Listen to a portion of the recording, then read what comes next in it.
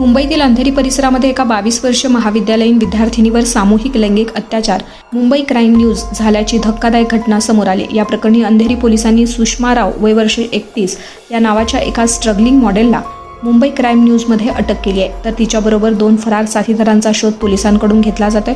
कोल्ड्रिंकमधून गुंगीचं औषध देऊन विद्यार्थिनीला मुंबई क्राईम न्यूज बेशुद्ध करण्यात आले। त्यानंतर तिच्यावर दोघांनी एकापाठोपाठ अत्याचार केला।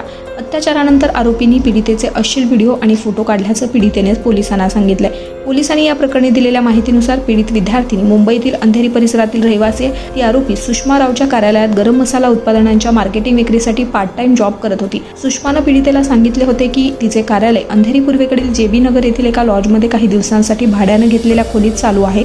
या ठिकाणी केवळ सुषमा आणि पीडिता या दोघीच काम करत होत्या। काही दिवसांपूर्वी याच कार्यालयाच्या ठिकाणी सुषमानं पीडित तरुणीला कोल्ड्रिंकमधून गुंगीचं औषध दिलं। ते पिल्यानंतर ती बेशुद्ध पडली। बेशुद्ध पडल्यानंतर तिच्या 2 साथीदारांना सुषमानं बोलावलं आणि या 2 अनोळखी पुरुषांनी बेशुद्ध अवस्थेतील तरुणीवरती सामूहिक लैंगिक अत्याचार केलाय असा आरोप तरुणींनी केला आहे।